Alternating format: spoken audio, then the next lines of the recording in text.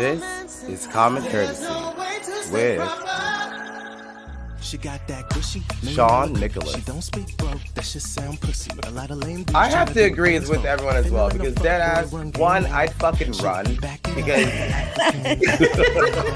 Nikki Prue can't say anything to him because you snooped. You should just be moved out already. Like, in my opinion, this woman should already. Angelique Young. And I would have even told them about the money when I got there. I'd have said I only found X, Y, and Z minus the ATM money I withdrew. Ivan Alexander. You have to be able to accept what you found and then make a decision from there. Don't go crying to Dear Abby about it or your friends. Make up your mind, put your big red teeth. And Dr. Christina Palin. If someone like Britney Spears goes through something like this for 13 years where she's completely blocked. Yay! Everybody's all here. I'm so excited. Tonight's topics. We talked to recording artist Siobhan Monique and her new music video, Emergency. Then, a woman writes into Dear Abby about her son and his wife being swingers. We talk about that later. But before all this, we talk COVID vaccine with immunologist Ross Federman.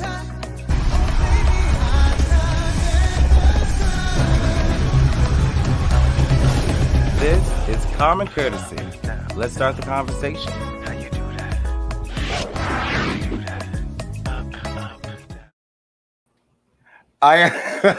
Hello, guys. Hello, guys, and welcome back to Common Courtesy. I'm your host and moderator, Sean Nicholas, aka Desire Some More. Next to me, I have Ivan Alexander. He's back. Hello. You know what? I always laugh at that opening because I think it's funny hearing my voice doing this. Hey, the feedback. It sounds like, oh, I'm a radio announcer now. Yeah, take it away, man. And then there's like, fire and fury too. I found that on this this website that I'm on that just makes video animations. I just thought it was fun to add, but all right, baby. Let's get started with tonight's episode because I'm very excited. We have my very good friend, Siobhan Monique, on tonight. We're going to talk to her about her new music video and her new music is Emergency. And I had an emergency when I heard it. I was like, girl, we have to have you on this show. She sounds awesome. Yes, definitely.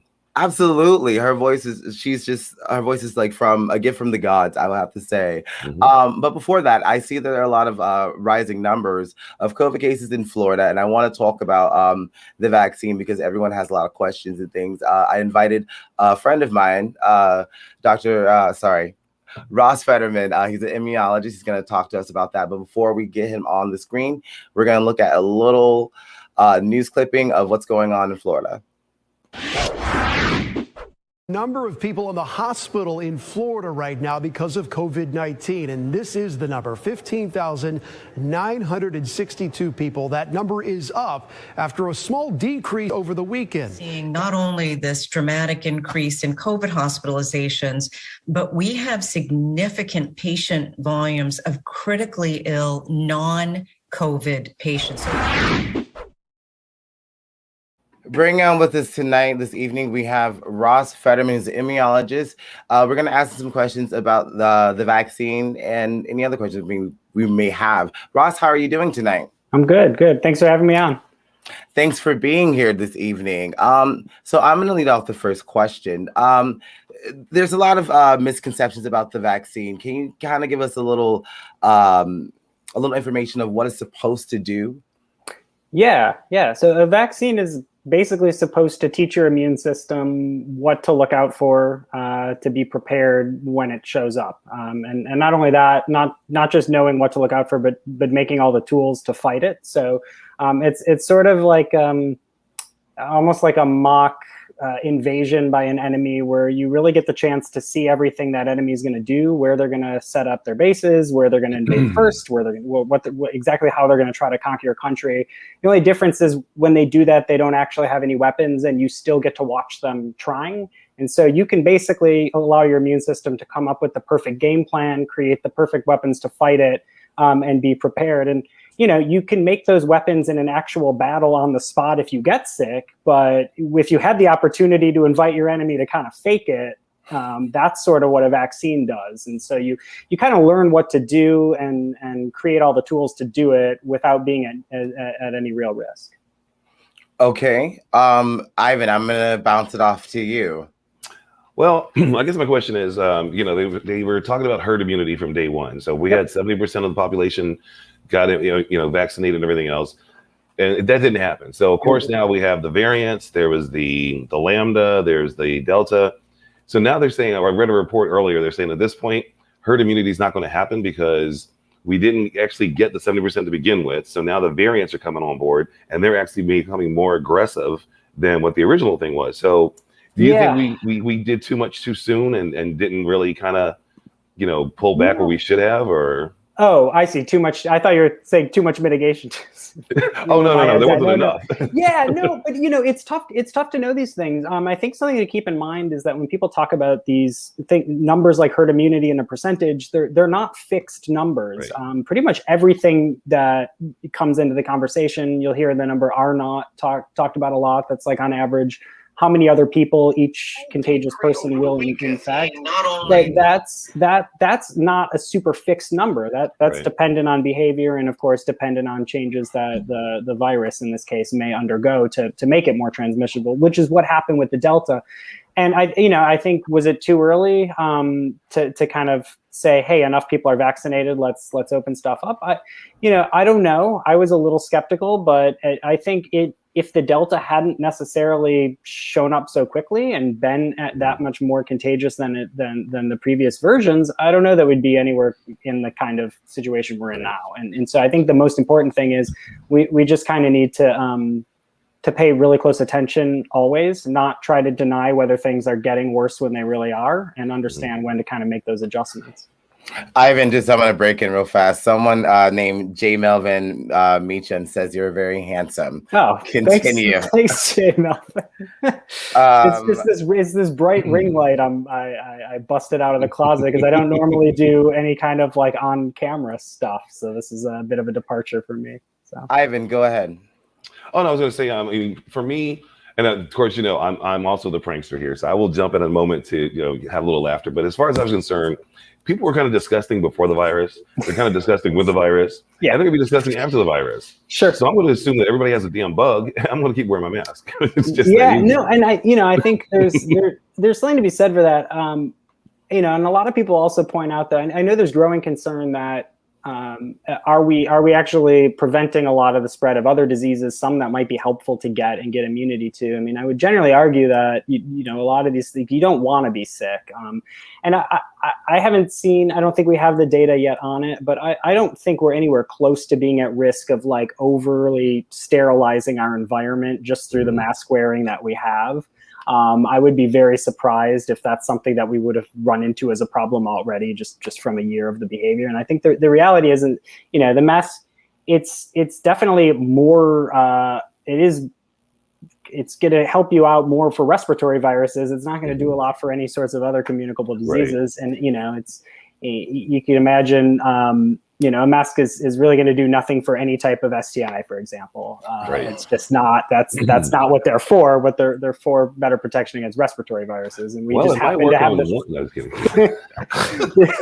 Mine went somewhere on that one. Yeah. In the midst of a really, really bad respiratory infection pandemic right now. That's just sort of the reality. Yeah. So, I want to ask your opinion, not to get political, but do you think that DeSantis is banning masks in schools? Like, is that gonna not help the spread? What is it gonna do? Because I just read over in I think Brevard County, there were 3,000 students and staff that were in quarantine now, and even in my own city, cases are rising. So do you think that a mask mandate would probably? Yeah, I think probably at this point, it's important that I do just make one disclaimer, which is that, of course, the views that I'm sharing here, my opinions are those of myself, not the company I work for or anybody else that I affiliate or associate with. But cover yourself. Cover yourself, definitely. Yeah, cover myself as well as the mask is going to cover me. No, I think the idea of just simply saying that mask mandates are illegal is I see that as an example of kind of ignoring the problem and trying to pretend, that there isn't some actual problem that is a very real one that does exist, that is actually threatening people's health, livelihoods, and lives every day. And so I understand that, people want to say, oh, this needs to be personal decisions. But at the same time, I think we're not even giving people, well, some of us are, which is, why I wanted to come on tonight. But a lot of our elected leaders aren't really leading. They're not providing good, reliable, and truthful information to people.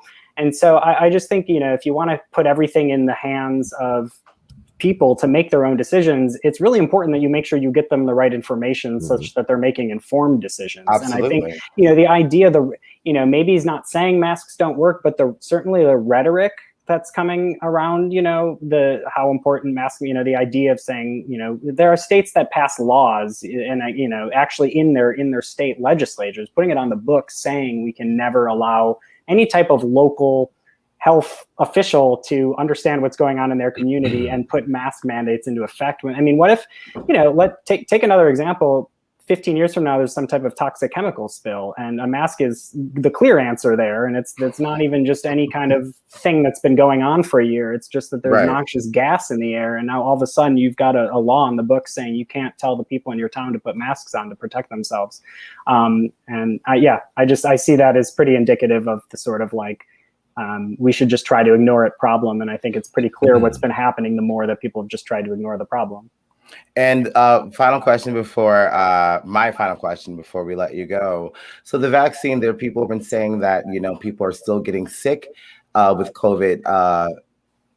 I think you kind of explained that before, but can you kind of Yeah. So it's important to remember that vaccines, they're really not designed to work at an individual level. It's not supposed to be necessarily a guarantee that any one individual who's vaccinated is fully, absolutely 100% protected against ever becoming infected with that pathogen. And a big part of the reason why is that our immune systems are very different from one person to another. And that's by design.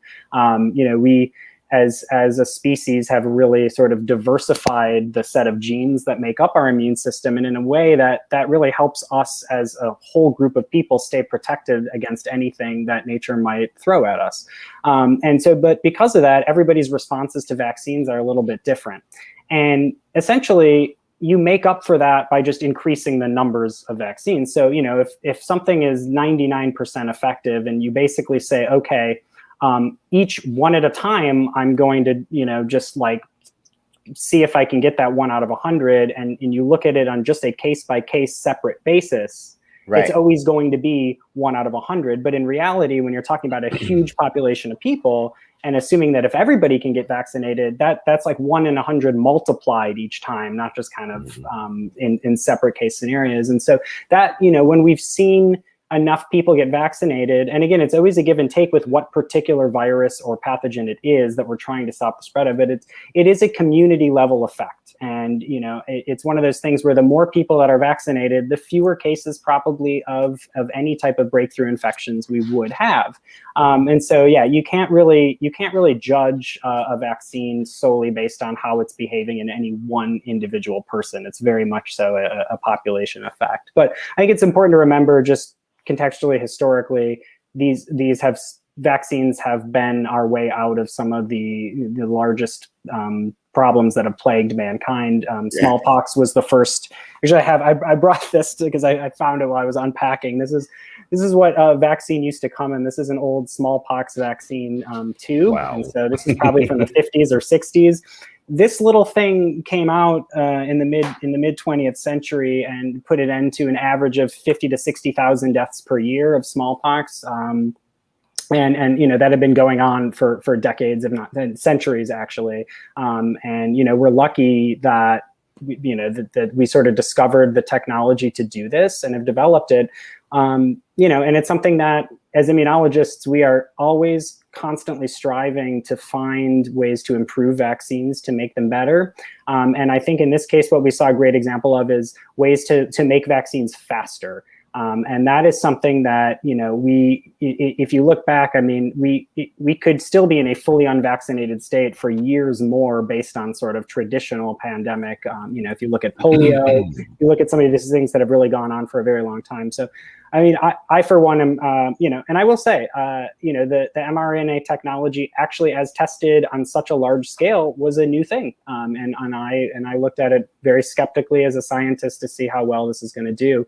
And you really can't deny the trials and the data that we've seen ever since. And that is that they are wildly effective. And I do want to just point out, though, that in terms of safety, they had been tested for the last couple of decades throughout development. So we knew that the safety profile was strong. There was no real risk there. It was just a question of, is this thing going to really work? Right. And now there is some concern that at least the lifespan of how long it'll work might not be that long compared to some other vaccines where you get once and you have lifelong immunity. Here we are saying, we're probably going to need to start getting boosters for everybody. There's now saying 8 months after. That doesn't mean it doesn't work. That just means it works really, really well, but only for a short amount of time. And so it does require some boostering. And that's not unexpected, because that's just how coronaviruses are with natural immunity too. So if you got coronavirus and you think you've got lifelong protection, you might want to find a way to get some antibodies titered and see, because often the natural cases of infection will fall off just as quickly in terms of antibody protection as the vaccines, if not even quicker.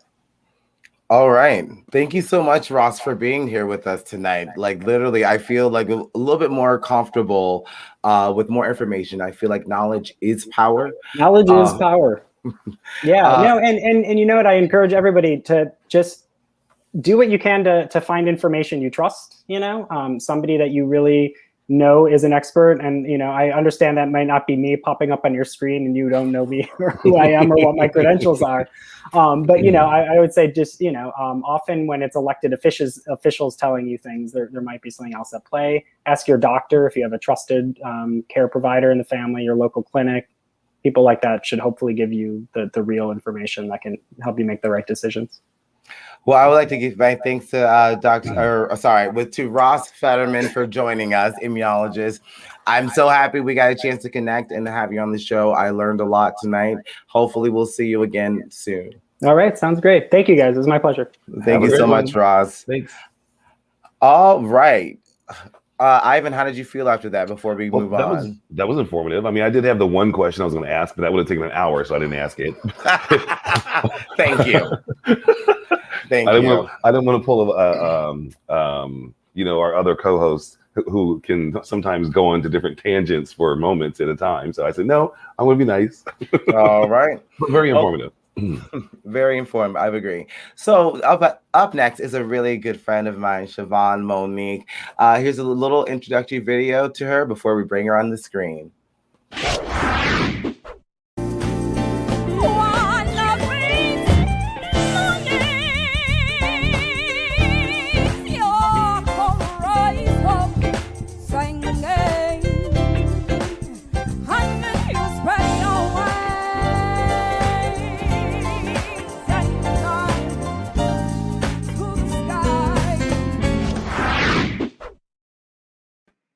Ladies and gentlemen, welcome to our panel, Miss Siobhan Monique. Thank you guys so much for having me. When I look at clips like that, I often think of like where I was in my life, and Lord Jesus, the growth. Thank you for the growth. But that was a good clip. That was a good time. That was a fun time. I love that song. We both went to Pinellas County Center for the Arts at Gibbs in St. Petersburg, Florida. And I'm a big musical theater fan. And Summertime Baby, that is my song. I've been listening to it the other day. My grandmother, she's suffering from diabetes, and I had her listen to it. She's like, baby, that little girl, she can sing. And I'm like, that's Grandma. my friend. Shout out to Grandma.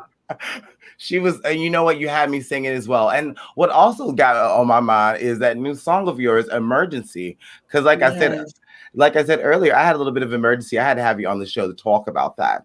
And here I am. Let's you are. Thank you for being here and waiting around with us, Siobhan. But first, before we play this, let me ask you, what is the inspiration behind this new music? Well, for any creative person and musician, I feel like your art is a therapy, not only for other people, but for yourself. And at the time when I wrote Emergency, I was going through a very toxic separation. I was in a relationship that no longer served me. It was no longer in my best interest. But it was just the pain and the realization of realizing that it is actually over. When you have in your head and in your mind, okay, this is the person that I love, this is the person that I'm going to spend the rest of my life with. And then you get to, you know them a little bit better, or you get to really go through the ups and downs of a relationship. Some relationships are very good for you, and then there are some that you learn lessons from, and they go through different highs and lows, and this particular relationship just was no longer good for me. And I was writing this song because I was realizing so many things at that moment. And one of those things was that I was willing to love this person more than I was willing to love myself. So it was an emergency for me to separate from that union and that bond that I was trying to force so much because of all the things that I wanted to desire. And once I let that go, I was able to realize that I can receive those things myself. I can love myself and pour all of those things that I was requiring from this person who did not have the capacity to give it to me. I can now do those things myself. So during the music video that you'll be showing, you'll see the different transformations in the video of me, one scene I'm in the bed, I'm writing and I'm journaling, and it's me realizing all of these things. And then I go to a desert scene, which is me like a caterpillar in the cocoon. And then I break free and I realize, that all the love and all the things that I'm desiring, and the emergency that it was for me to try to make it work, the emergency that it was for me to try to leave, the emergency that it was for me to try to realize my worth and my values, all those things came into alignment. And then I become this caterpillar that turns into this butterfly. And then at the end, you'll see me just in all my strength and all my glory. And it's just, that's emergency. That was the inspiration behind the song. Awesome. That was deep, girl. You about to have me cry. Let me sip my tea. Hold up. I'm sorry. Okay, bitch. Like, I was Time to sip. Yeah, that part. I'm sitting back here. I'm like, ooh, this is deep, girl. All right. So without further ado, let's get to this music video, Emergency, because you're going to be singing this too as well. This is my very good friend, Siobhan Monique, with Emergency.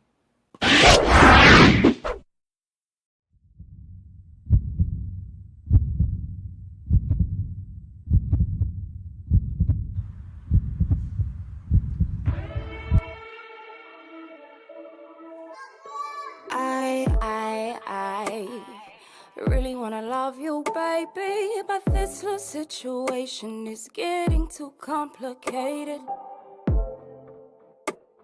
Your lack of communication creates an altercation that produces separation. People search and find love to catch a high. Keep on climbing broken ladders, breaking hearts to find out what's inside. No need to hide.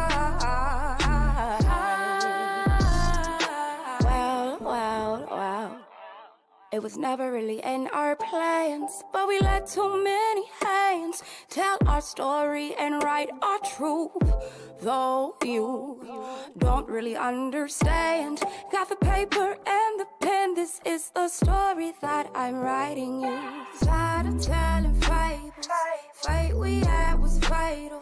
Intoxicated with your lies, but in your eyes I see just what's in your eyes. I see just what's in your eyes. I see just what's inside. Tired of telling fables, fate we had was fatal. Intoxicated with your lies, but in your eyes I see just what's in your eyes. I see just what's in your eyes. I see just what's inside. This is an emergency.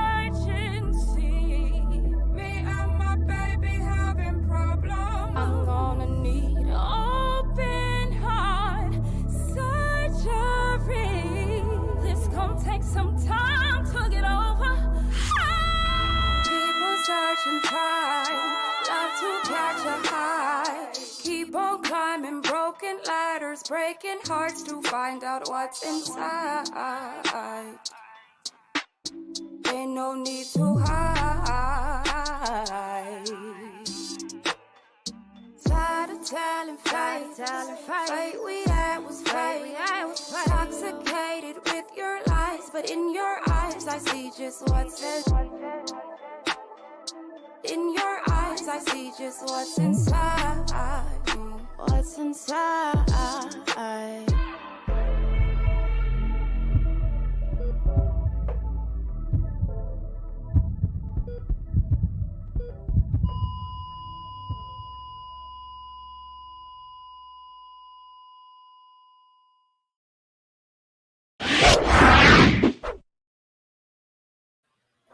All right. I like it. I like it. That was some tea, baby. I'm sitting here Yeah. Yeah, that was definitely, you were going through something there. I definitely would say that. Now, I got to say something, Sean, because you know me. Okay, Okay. I was loving it. I will say, at the rebirth, after all the pain and everything else, and the drama and all that, I'm just saying that little skin shot there, caught me for a loop there for a moment. I understand being born again, but that was a lot of skin going on there for me. Okay? I'm born again. This is the new me. Oh, it wasn't a bad thing at all. I'm just sitting here all of a sudden like, what? Yeah, that just caught me off guard for a little bit. Next time, warn me, okay? Okay, I'll put a little. And I have to say also, in there for you. When Sean had said you were going to be on the show and he talked about summertime, I said, okay, first of all, I'm old and I'm old school. So I wasn't sure if you were going with Will Smith or Porgy and Bess. And I was like, yeah, she's doing Porgy and Bess. Okay, because, the whole summertime thing, sit back, relax, and unwind. Yeah, so I just figured that was one of the first songs I ever learned, actually, was Summertime. My uncle he was one of the original members of the Duke Ellington Jazz Band. Wow. So I don't know if you remember the Garden in downtown St. Petersburg. I've heard about it. Well, at like maybe 10, 11, maybe even, or was it probably 12 years old, he would make me come up on stage. He would stand me on top of the table with his jazz band behind me and make me sing Summertime with a mic. Wow. And that's like, I mean, it was just the normal thing, because my grandfather, who played with my uncle as well, they played with all different jazz greats. Mm-hmm. He would have me on the back porch practicing music and stuff. And he played the upright bass, and my uncle played the trumpet. So I've been singing that song forever. I didn't have a choice. I didn't have no choice. I said, listen, but they knew. They knew. Yeah, they did. And I'm grateful for that, though. I'm not gonna lie, I'm back here dancing and shit. Like I'm creating choreography. We'll practice the choreography later. Okay. So that when we do the live song of Emergency, when I perform it live, you can dance with me. And then we'll have the choreography out there. Is this a moment? This is me.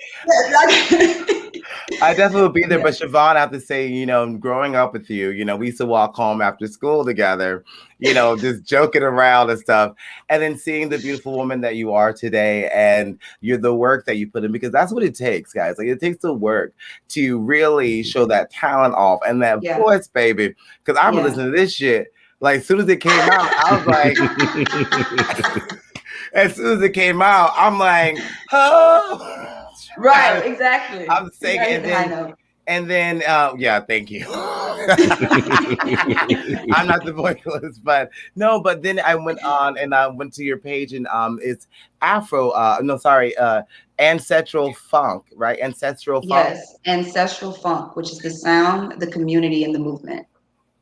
I've decided to create my own, basically, like, genre of music, because so often people would ask me, well, what genre of music do you sing? And they want to categorize and restrict and confine artists into a box in order for them to be able to clearly understand for themselves. But I'm like, I don't just sing jazz or neo soul or classical or R&B or a little bit of country or some gospel or some blues. I'm an artist. Mm-hmm. This is what I do. This is my craft. This is my gift. So I created Ancestral Funk, because it is the voices of my ancestors. That's the genre of music that I sing. And that just includes everything. And another question. Wait, because it's sliding my frontal. But wig is sliding out. You know what? It's just gonna have to be. We're gonna put you right there. We're gonna fix you later. We're gonna fix you later. Y'all didn't even tell me my wig was sliding. Y'all supposed to be my friends. We were getting there, but then you caught it. Okay, I caught it. All right. No, but is there any new music that we're looking forward to? Like, is this a part of a new album that you're working on? Because literally, this sound is very unique and it's current as well. Like, right. So I'm actually releasing my album on the day of my concert music experience, which the title of the concert is called Motherland. The return, the renewal, the release. And what we have during that time is 20 vendors, 10 food trucks, fire breathers, aerialists, stilt walkers, dancers, drummers, my 11-piece band. I have an opening act as well, and then a DJ that will be performing for 2 hours. And at the end of the concert, I will be releasing my album, Misconception. The album has a different genre of music on it. Every song is a different genre of music on the album. And I will be releasing it November 6th during my festival, which is called Motherland. You can purchase tickets at ancestralfunk.com. At that time, I'll be releasing the album, and it is all live music, and includes all 11 members of my band, Siobhan Monique and the Negro Ninjas, all male band. And that's when I'll be releasing it. So that's what's coming on this. Yes. Not to cut you off, I know when it is, but where is it? It is in St. Petersburg, Florida. Thank you. Okay, see, we're home. Now we're talking. Yes, I will be home. It will be in St. Petersburg, Florida, on the Deuces, across the street from the Carter G. Woodson Museum, where the Black Lives Matter mural is. Okay, gotcha. That's exactly where the concert will be. I'm giving y'all tickets, so I want y'all to be there. Oh, I need y'all to come as special guests. I need y'all to come as media. Please. Okay. Definitely, I'll be there, and that's what I'll be. I was just going to say. So, did I spell this correctly? Ancestralfunk.com. Did I do that right? That's where we can find you, and everything: merchandise, music, tickets, bio, EPK, everything that you need to know about me, or everything that I want you to know about me, is on there. You mean the parts you want us to know about you? Yeah. You'll find that there. Not everything. Yeah. Thank you so much, Siobhan, for joining us this evening. Thank you so much for you're coming. Awesome. You're coming in live from California, or where are you? I'm in LA right now. Yes, I'm on the West Coast. Los Angeles, as they would say. Yeah. Yes, I am on the West Coast right now, but I will be home soon to get ready for Motherland. Purchase your tickets. They're on sale. November 6th. Like you said, you can find those tickets on ancestralfunk.com. Thank you so much, Siobhan Monique, for being with us tonight. Thank you. Thank you for having me. We will see you there. Bye. Yes. Bae, I love that video. I was sitting back here like, bang, I was bang, bang, bang, bang, bang. I was like, okay, it worked. And all of a sudden I'm like, whoa. I'm like, yeah, she was definitely reborn there for a moment. Okay. I'm just saying that it was there. But yeah, the music's hot. She's got her own style and it's very unique. And I think she's going to go really, really far with it. I know it. I put it up there. I put it out there in the universe because, I love seeing my friends. This is one reason why I created this platform. It's a place where I can bring my really talented friends where I think they should be spotlighted and I can give them a chance to do that, And Siobhan, you ain't heard nothing like that, baby. Right. But let's move on because we're running out of time. We got one more topic to get through. And I love doing Dear Abby's, and this is a funny ass one. Stop laughing. So this woman writes into Dear Abby. She says that she has her son living with her, and she just finds out him and his wife are swingers. Here's a little story. She says, Dear Abby, my son and his wife have been living with us for 2.5 years so they can save for a house. Recently, my best friend told me that a mutual acquaintance spotted a picture of my son and his wife on the swingers website. At first, I discounted it. Then I noticed they were going out every Friday and p.m. Saturday night. My daughter-in-law was usually dressed provocatively, and they wouldn't get home until around 5 or 5:30 a.m. My husband and I are both Christians. Neither of us are comfortable with this about the situation. What do we do? All right, I'm going to throw this to you. I'm going to throw this to you, Ivan, real quick. What should this mother do? Well, my first question is 2.5 years saving for a house. What the hell are you trying to buy that you haven't saved up the money in 2.5 years? I mean, literally, get a small house, get a 2-bedroom, 1-bath starter or something, but get the hell out of mom and dad's place, especially if you're swinging. and the daughter-in-law was dressed provocatively. Hello, walks like a thought, looks like a thought. I'm thinking it must be a thought. But they're Christian people. You know what? You know what the hell time it is. Get on that site, confirm for yourself, and then kick them the hell out. You know what? I have to kind of agree with you, because one thing is, it's like, I'm going to go to hell for this. Sometimes Christians are very nosy, and I don't know why. They want to know what's anyone's business, but I don't know why this is an issue, because it sounds like they're not bringing them to the house. Not yet. You know what I mean? Well, not yet, but it's been 2.5 years. So it's usually a habit that would form, something they would have done it already. So it sounds like they have the respect of not bringing that part of their lifestyle to the house. So I honestly think that, ignore it. And you know what? She should take a cue from them, because who the fuck is up at 5 a.m. looking out the window like, oh, there he is right there. They're coming in. What she should be doing, she should be doing the same thing with her husband. Not the same thing, but, getting her freak on. Because I'm like, because even if you weren't at the club, because I already know that's what they're doing, because the club usually closes at 3, and they ain't getting home to 5:30. There's only so much breakfast you can do. Only so much at Waffle House. But I think she should mind her business a little bit, because she should be focused on her own life. Like maybe her husband, maybe he wants something new. She should be working that out. I don't understand. The other question, though, is how old are these kids? I mean, how old are these children? It never says in the story how old they are. Are they in their 30s? Are they in their 20s? Are they closer to 40? Because something's going on. 2 years, 2.5 years, and you can't get enough money together to get a house at this point? Like I said, what are you trying to buy? A palatial estate? Right, but then we have to remember that this letter came after COVID. So they may be restaurant workers who lost their job. There could be any reason, why. It's possible. Or they're mooching and having a good old time. Or they're mooching and having a good old time saying, we're looking for free, so let's party. Right. So save the money and get the hell out. All right. We had fun with this one. Thank you guys so much for joining us this evening. I want to again thank Ross Federman for joining us. I always want to say Dr. Ross Federman. I'm so formal. It's my, upbringing. I have class.